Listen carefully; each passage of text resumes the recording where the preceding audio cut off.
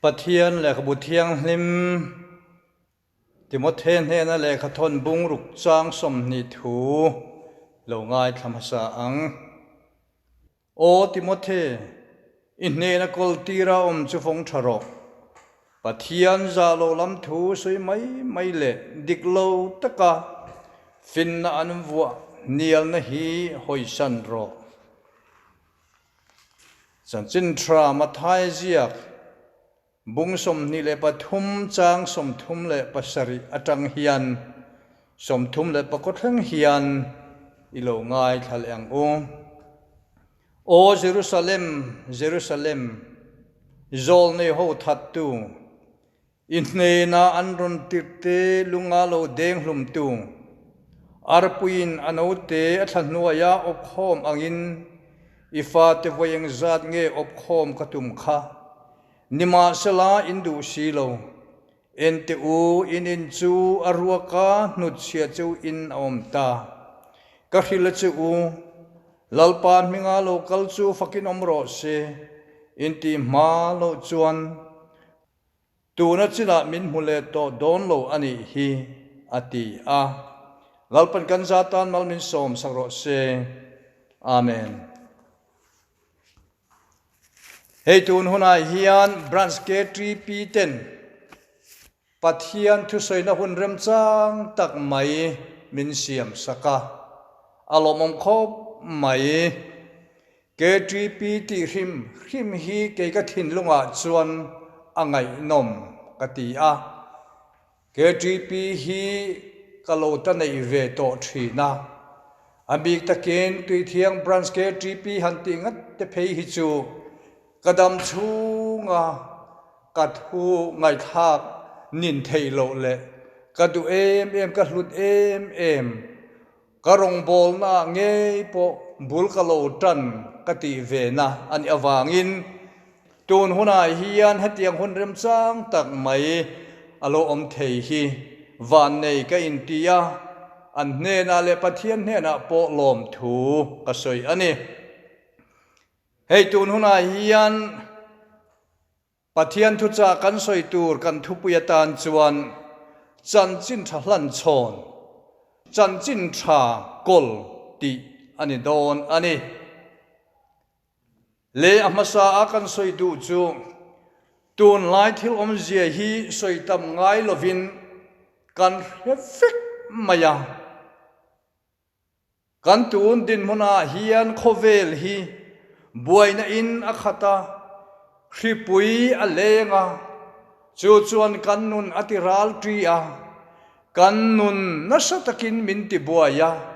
hre om kan ti a kan mang anga kan phiruai mai ani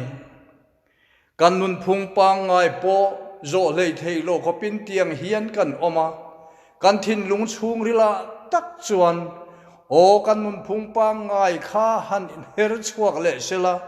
kha hun kha han theng le sela kan ti reng mai ma se ju tiang hun tur chu be sei phak aniri silova kan malam thir thui dan po kan the thiam talo ani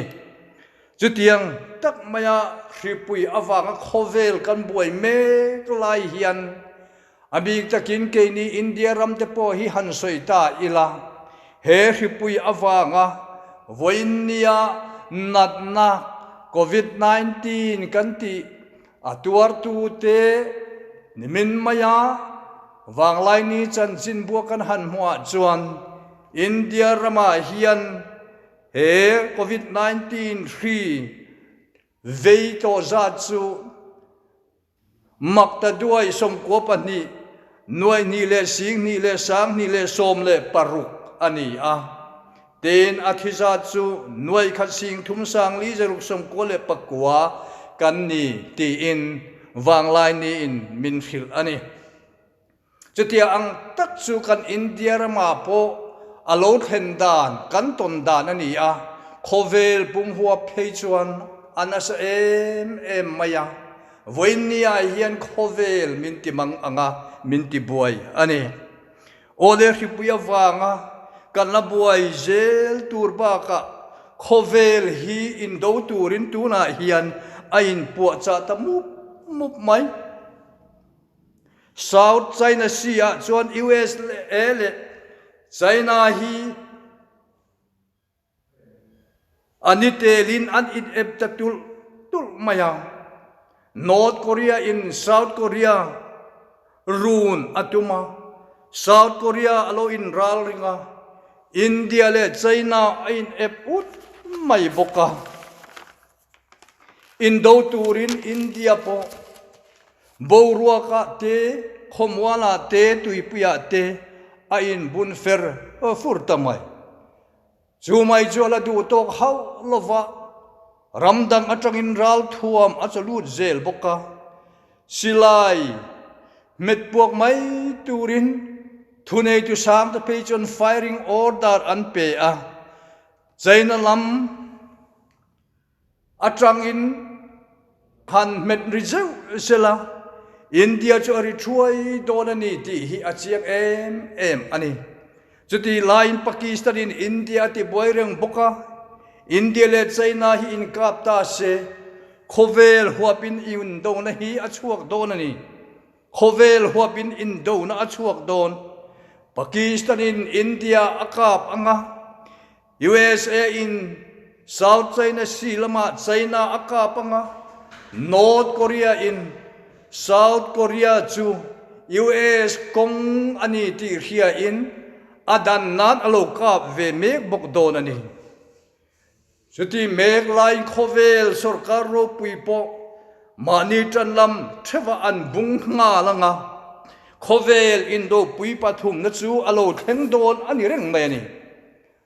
chu chuan a hin chu nuclear war ani anga dam kho chua po a har hle yang hebo ruak rip tak mai hi kan ma hian a in chop ut ti hi ingai tu ngayem kan ngai tu ngayem kan ngai tu thiamen kan ma hian engpo tong do nila kan lo in peisa hi a hun hle ani le hetiang tak maya khovel harasat na mang an na lo theng ta mai hi khovel hian pathian thin ur na hi kan han tong bota ani thegem le chu zaina hian kan ngai tu na masa atan kan soidu ani le kan soita kan khan zaina hian a chan chin tha hlan chon chan chin tha kol chon ti in thupui kan han in siam ani a chu Timothy ne na tir ko polana o Timothy inne na kol tir om chu vong tharo ati kha kan chang than ani ole rong bol na len chung chang thu hi in soi masate am bakhat na chuan polan chan chin tha akol chu aduat ema ahlut le a avong him rama achuan po achuang le ani adu apiang ne na chu chan chin tha hlutak mai chu ape chuaka apuang chuak thin ani chutianga herong bol na hitir ko polan akal pui mek lain ahun nung alo theng chota polanun chu alo chu nu ve ta hle aniang chan chin tha akol chu ahun top dona Timothea ahlan chonga Timothy ne na kol tira o Timothy in ne na kol tira om chu vong tharo ati ani helai thu kol tir ti hi ava poi mo en kol tir ti hian ti mel hem lovin akola chu mi dang te hlan chon atan akol him ti na ani midang te ne na pe kir klakin midang te kol chon tir klakin pola hian hechan chin tha hi akol ti na ani adol lea chuan mizo Christian ten polana hechan chin tha ati hi keni po kumza som nile pasari zet mai kan lo kol ve ta a he kumzale som nile pasari don lai mai kan lo kol to a hian keni miso fa te hian mi zo ring tu te hian kan kol himem le pathian a pian than kan lo nei khan pathian a pian than na i lo nei khan lali suwa Krista chan chin trai hi voi ni thleng hian ila kol himem le midang te han chon tlakin kan kol himem voina hian kan tu le fa te han chon tlakin kan kol himem thang thara te ne na lan chon tlakin kan kol himem chan na tur ma ni thevin in ngai tua te ang adol le chuan he chan chin tra hi poisak nei lo chungin kan kolem sherle sang omlovin kan kalpuyem eng ma poisak nei lovin thang thar de na kan hlan chong donem kan koldan hi voinia hian ingai tu ang u Christian chung kodin puitlakin he chan chin tra hi kan kolem le nang le ke ya kol mek chan chin tra hi voinia hian adong tu tur ten an du angem a ani chan chin tra kol hi chu min peta sela akadu how lo mai anti mai turin he chan chin tra hi nang le ke hian kan kolem le ani lo le he mi kol hi chu ale rala po ni sela kangam huai khopang anti thei turin he chan chin trai kan kol himem le chu chu mani theu kan in zo na le kan in en na tur ani o me herong bol na hi polan timothe ne na vong tha ang che o timothe inne na koltira om chu vong tharo vong himang che o ti in acha mol ani eng wang nge tir ko pola khan ati mel hem lova achan chin thakol kha chuang ema von thatla von zui zel klakin kha chan chin tha ka akal puya avong alo voinia hian kan tu le kan fa ti hian he chan chin trai kan hlan chon tur hi ti mel hem lovin an kolem ti mel hem lov le him pialin an dong donem vong him tu le vong tha turin cha zui tlak ani em le he chan chin tha nang le ke na kan kol hi repair ngain thom that ngain kan in hu chia donem voina chan chin tha kan kol hi voina kum som li chin te hian mo hi kan phuri zual hian ke ka thi na jo wangin nang le ke hian he chan chin tha kan kol hi ngun tak kan ngai tu angai o me adon le kan soi le du chu lali suan Jerusalem avele aniti mathai bung som ni le pathum chang som thum le pasari kan chiara khan kan muwa hetiang hian asoi ni kha o Jerusalem Jerusalem zol nei ho that tu inne na an ron tir te lunga long deng lum tu arapuin anote athan noya op kho mangin voyang zat nge op khom katum che nima sila indu silo ngai ro u in chu ti ro in om ta ka hile chu lalpa minga lo kal chu choi mo in omro se in ti ma lo zong nang nin ke bin hule to don lo ani ati ani kanali suan ole lali suan siam that na athok zota siam that na atho chuan chu tiang khatiang tak chuan lo om se ati zong de chu an lo om le thin lova ti chuan e Jerusalem athira atapta a ti chuan e Jerusalem athira atapta ani engowang nge lali suan Jerusalem atra khum tak mai le ami ten thu tak khria se adu em ani ma se azir ti dan le adu angin allo omlo le thina chu chuan Isua chu tra na ruama anuk lu ta ani Isuan Jerusalem atra chan hi Isuan Jerusalem atra chan hi mangai na an relovani arapuin anote op khom angin op khom atum thina ma se a thailo le thin ani aso khok om ta athin lung chu apuak ke ta ani wenya hian keini nule pa te po hi mo phurtu kan nia kan faten mangai na awanga thu kan ril an re thei lova kan du sakna an re thei lova tra chan tla avating te lul e Jerusalem khan achunga thillo theng tur a thiam lo Isuan soibuk thin ma se an oi du lo ani khovel hi achak na te chopin aboral mek ani ti hian